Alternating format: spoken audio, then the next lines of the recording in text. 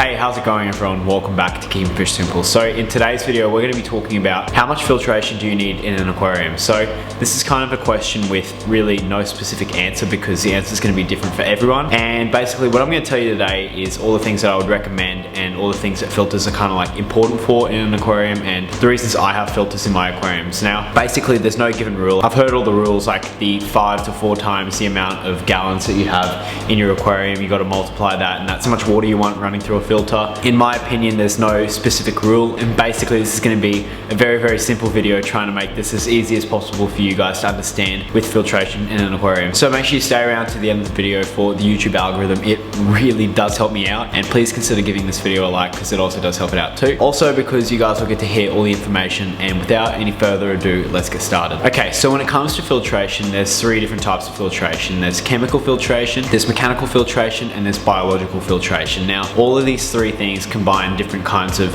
styles of filtration and things that are going to happen in your aquarium. So the first thing is chemical filtration. Now, I'd consider this to be the least important factor in filtration. Now, chemical filtration is pretty much just things like activated carbon in your aquarium and all those kind of like little medias that aid in taking out chemicals in the water. So I believe these things to be kind of like not important at all. I wouldn't recommend having them because they really do nothing, and I've had these in my aquariums before. I've had activated carbon and stuff like that. You'll see on the back of medicines they'll say to remove any activated carbon is because it'll take out like those chemicals from the water. So you can see what it's doing, but literally I don't see any purpose for it because it doesn't do anything for me. I've got some clean aquariums behind me and I don't need it. So chemical filtration I would just completely write off, don't worry about it. But like honestly, in my opinion, this stuff doesn't matter at all. Now the second thing is that mechanical filtration. So I believe this to be somewhat important. I'd say this is like on the scale of things, this is kind of like in the middle.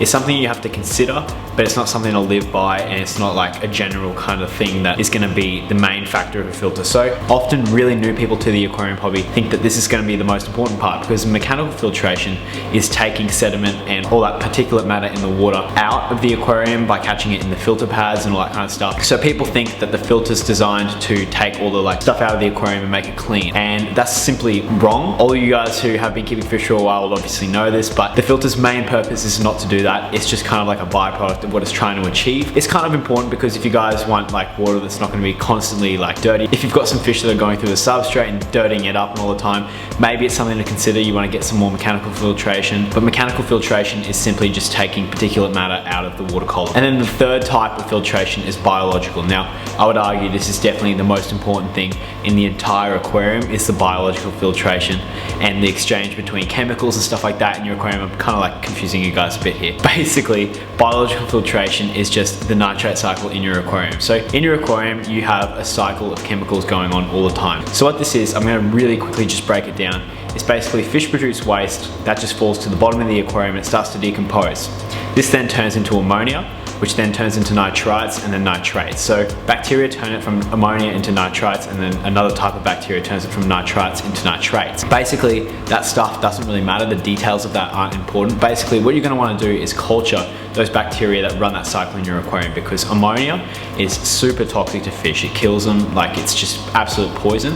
And the nitrites and the nitrates are also very bad, and they're also indicators of high ammonia. So basically the filter's job in an aquarium is not to take out the particulate matter, and the chemical filtration doesn't really matter. It's that biological stuff that's gonna make a difference to the health of the fish. And so basically, like I was talking about before, that biological filtration is gonna be super important. So if you have a look around in my aquariums, you'll notice that if you've watched any of my other videos or anything like that, you'll notice that there's only sponge filters in my aquarium. So sponge filters don't really take into account anything to do with the mechanical filtration or the chemical filtration. There's nothing in a sponge filter that would cover chemical filtration, and mechanical filtration is obviously very low. These guys run off air pumps, and basically there's just like very minimal power. So there's hardly any mechanical filtration, yet all of my fish are pretty much safe, they're happy. I don't have any problems with ammonia, I don't have any nitrate spikes and stuff like that. I haven't had that for years and years. And the reasons why is because sponge filters have a really good place for those beneficial bacteria to live and balance out an aquarium and provide enough bacteria to break down the waste of the fish. I've got this aquarium up here, it's got like 200 angelfish in there at least, and it's run off of one single sponge, and none of those angelfish are unhealthy and stuff like that. So I just want to put that in your head and just let you guys consider that when you think about how much filtration you need in an aquarium, because this is very important to understand. The most important thing about filters is going to be that biological side of it. Yes, mechanical can be a big factor, and in some instances substances chemical can be as well. I wouldn't consider it really to be, but the biological side of things is just gonna make the aquarium work. So basically, how much filtration do you need?